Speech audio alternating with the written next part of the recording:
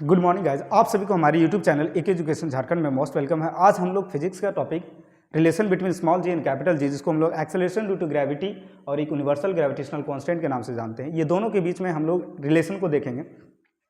ये दोनों के रिलेशन को देखने से पहले हम लोग small g and capital G को रिलेशन को डिराइव करने से पहले हम लोग को दो बेसिक कॉन्सेप्ट को जानना पड़ेगा।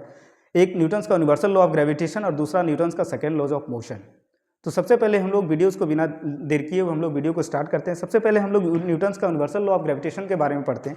न्यूटन्स का यूनिवर्सल लॉ ऑफ ग्रेविटेशन का दो स्टेटमेंट था कि जो फोर्स होगा वो डायरेक्टली प्रोपोर्शनल होगा to the product of their masses, यानी जो फोर्स अप्लाई होगा वो किसके प्रोडक्ट होगा, product of their masses and inversely proportional to the square of distance between them, यानी जितना डिस्टेंस होगा उसके स्क्वायर ऑफ डिस्टेंस बिटवीन का इनवर्सली प्रोपोर्शनल होगा।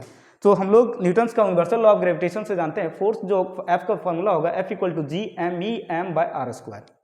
यहाँ पर हमारे पास एम ई जो है वो क्या है, mass of the earth, small m क्या है, मास ऑफ एन ऑब्जेक्ट, और कैपिटल आर क्या है, रेडियस ऑफ द अर्थ। इसको हम लोग इक्वेशन 1 लेंगे एंड अकॉर्डिंग टू न्यूटन्स का second laws of motion force equal to mass into acceleration. So यहाँ पर एक्सेलरेशन चेंज कर जाएगा एक्सेलरेशन ड्यू टू ग्रेविटी के कारण। So F equal to m a के जगह पर हम लोग क्या लिखेंगे, mg। इसको हम लोग ले लेते हैं इक्वेशन 2। हम from equation 1 and 2 combining from equation 1 and 2 से हमारे पास इक्वेटिंग कर देंगे तो mg इज इक्वल टू क्या होगा, G M E M by R square. यहाँ पर हमारा स्मॉल एम कैंसिल आउट हो जाएगा। सो बेसिकली हमारे पास एक्सेलरेशन ड्यू टू ग्रेविटी क्या बच जाएगा, G M E by R square, G M E by R square, where M E is mass of the earth and R is radius of the earth. So ये acceleration due to gravity जो है वो दो चीज़ों पर, दो factor पर depend कर रहा है। पहला फैक्टर है कि मास ऑफ द अर्थ पर डिपेंड कर रहा है। मास ऑफ द अर्थ का क्या है, डायरेक्टली प्रोपोर्शनल है, और साथ ही साथ रेडियस ऑफ द अर्थ का इनवर्स रिलेशन में डिपेंड कर रहा है। तो ये एक्सेलरेशन ड्यू टू ग्रेविटी जो है it depends on mass of the earth and radius of the earth. So this formula small g is equal to g m e by r square. This is the relation between a small g and capital G. यही हमारे पास relation है small g and capital G के बीच में relation है, acceleration due to gravity, साथ ही साथ universal law of gravitational constant.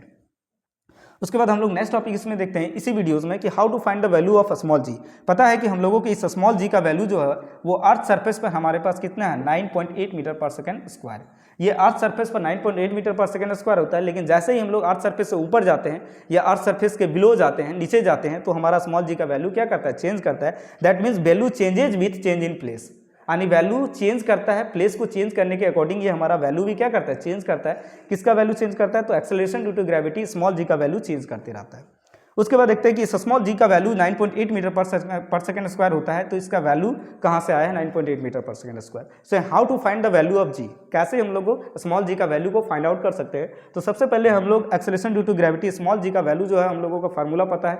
Small g is equal to होता है G M E by R square, where G is universal gravitational constant, और इस कैपिटल जी का वैल्यू जो होता है वो फिक्स होता है यूनिवर्स में, इसका वैल्यू चेंज नहीं करता है। इसका यूनिवर्सल कांस्टेंट का वैल्यू जो है वो हमारा फिक्स रहता है, और एम ई जो है मास ऑफ द अर्थ है और आर क्या है, रेडियस ऑफ द अर्थ। सो हम लोग वैल्यू पुट करेंगे। Capital G universal gravitational constant का वैल्यू फिक्स होता है यूनिवर्स में, कहीं भी चेंज नहीं करता है। इसका value through out the universe क्या होता है, फिक्स होता है। सो कैपिटल जी का वैल्यू होता है 6.67 इंटू 10⁻⁻11 न्यूटन मीटर स्क्वायर पर kg स्क्वायर।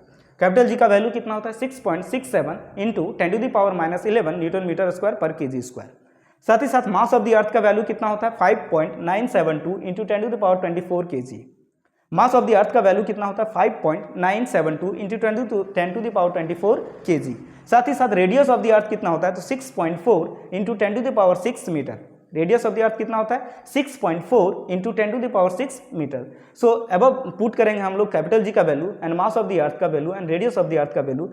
पुट करने के बाद हम लोगों के पास फाइनल जो वैल्यू मिलेगा वो स्मॉल जी का वैल्यू कितना मिलेगा, 9.8 मीटर पर सेकेंड स्क्वायर। स्मॉल जी का वैल्यू कितना मिलेगा, 9.8 मीटर पर सेकेंड स्क्वायर।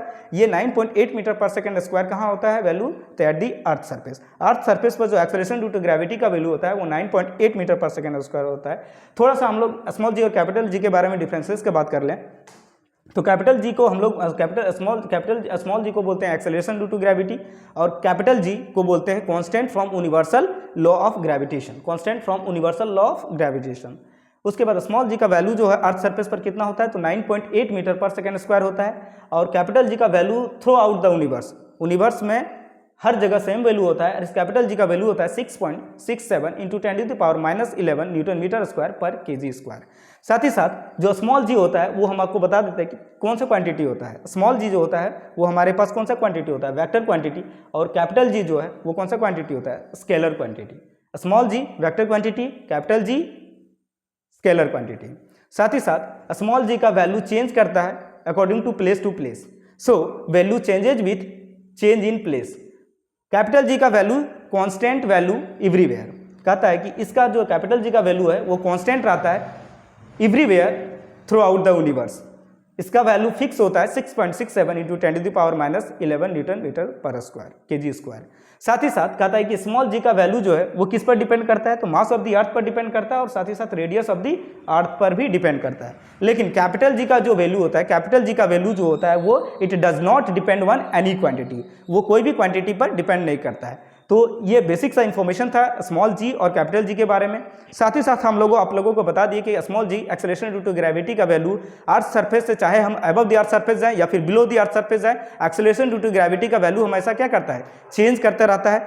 और कैपिटल जी का वैल्यू हमेशा through out in the universe same रहता है, कॉन्स्टेंट रहता है।